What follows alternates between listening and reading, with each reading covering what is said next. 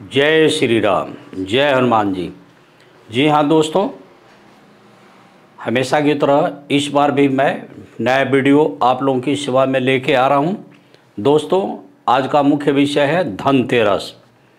जैसा कि सर्वविदित है और सब लोग जानते हैं कि कार्तिक कृष्ण त्रयोदशी को धनतेरस का त्यौहार मनाया जाता है। जी हाँ दोस्तों, तो सबसे प्रथम धनतेरस महाराज को मैं प्रणाम करता हूँ। साथ में कुबेर देवता जी को, लक्ष्मी जी को भी मैं प्रणाम करता हूँ। मेरे जितने भी यूट्यूब के श्रद्धालुगण हैं जो हमारी आवाज़ सुन रहे हैं, उन्हें मैं थोड़ा सा बताना चाहूँगा कि धनतेरस क्यों मनाई जाती है। इस पर थोड़ा सा हम प्रकाश डालते हैं। ये धन का तेरस मनाया जाता है। दुनिया में दो ही सुख की प्राथमिकता दी गई है। पहला सुख निरोगी काया, दूसरा सुख घर में माया। यानी आपके घर में माया हो, जेब में मोटे रकम हो और स्वास्थ्य आपका ठीक हो। तो आरोग्यता यानी हेल्थ के जो देवता हैं, आशुतोष जी भी हैं जो शंकर भगवान के अवतार हैं, और धनतेरस महाराज को माना गया है। समुद्र मंथन के समय में अमृत कलश लेके प्रकट होने वाले जो देवता हैं वो धन्वंतरी महाराज हैं। तो धन्वंतरी महाराज के विषय में ही कहा गया है कि ये देवताओं के वैद्य हैं, एक तरह की देवताओं की डॉक्टर हैं, चिकित्सक हैं। और सृष्टि में जब भी अमृत की जरूरत पड़ी है तो धन्वंतरी महाराज जी ने ही दिया है। तो यही वो दिन है कि हम लोग धन्वंतरी महाराज की पूजा करते हैं। इस दिन हम कुबेर जी की भी पूजा करते हैं हम सारे, और इस दिन लक्ष्मी जी की भी पूजन करते हैं माया के रूप में। तो मैंने अभी आपको बताया, पहला सुख निरोगी काया, दूसरा सुख घर में माया। यानी आपकी जेब में और घर में माया हो। समुद्र मंथन के समय में एक श्लोक आती है थोड़ा सा शास्त्रों में, फिर से सुन लीजिए। श्री बरुम्बा वारुणी धनवंतन विश्वास कलम पद्रुम शशि धेनवंत अमृत शंख गजराज।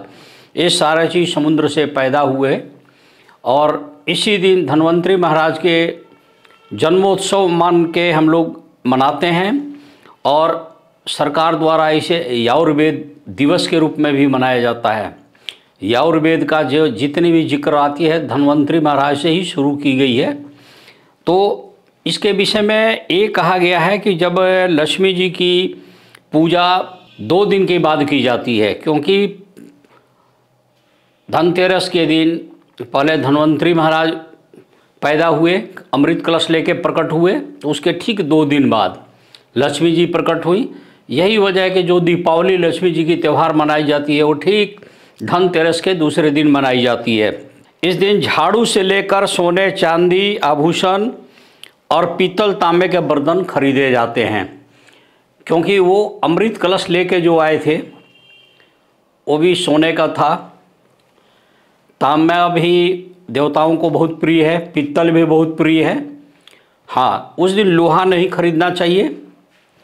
किसी भी तरह से लोहा चाहे किसी और मेटल को नहीं लें।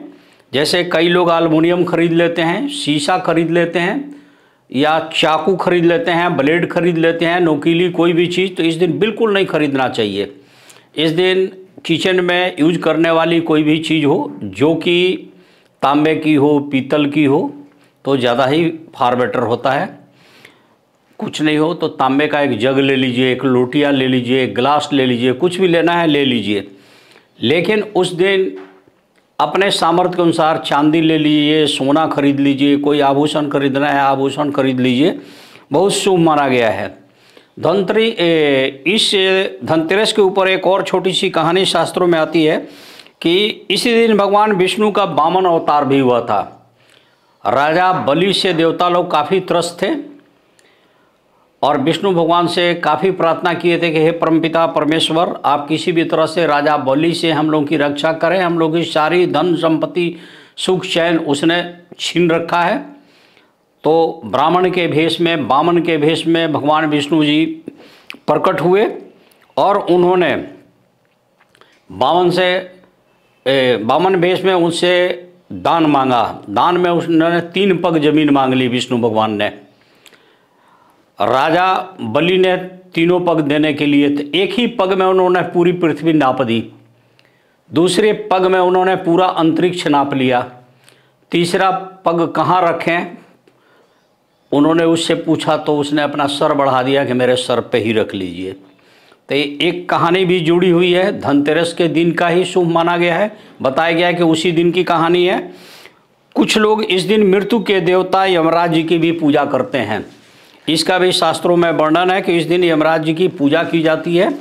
इस दिन कुबेर देवता के लिए घर के पूजा स्थल पर दीप दान करना चाहिए और मृत्यु के देवता यमराज के लिए मुख्य द्वार पर दीप जलाना चाहिए, दीपदान किया जाता है।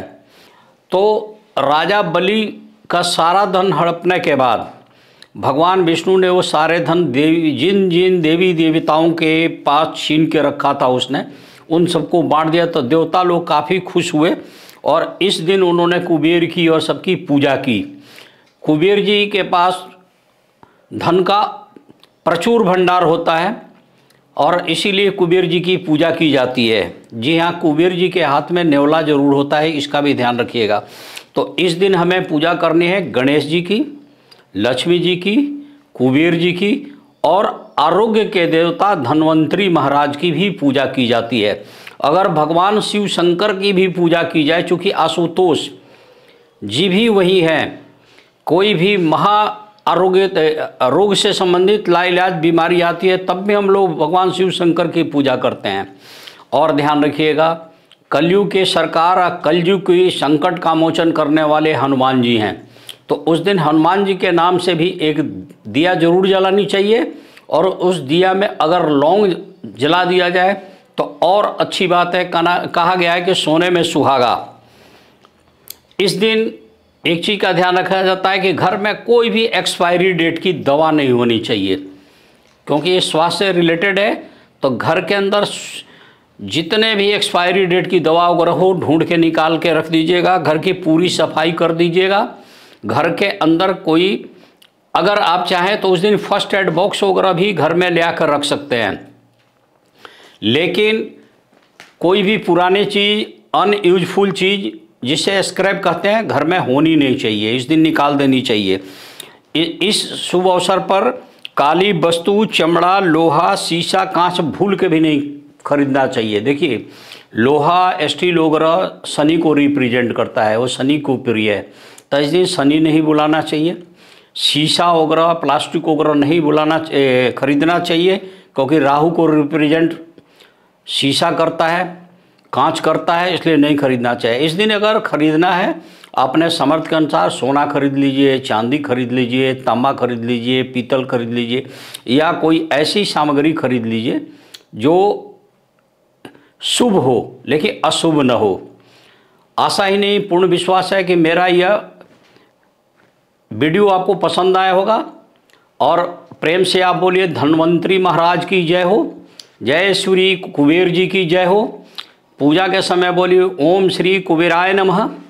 गणपति गणेश जी की सर्वप्रथम पूजा कीजिएगा, लक्ष्मी जी का आह्वान कीजिएगा, कुबेर जी का आह्वान कीजिए, साथ में धन्वंतरी जी को प्रणाम कीजिए और कलयुग के देवता हनुमान जी की आराधना कीजिएगा।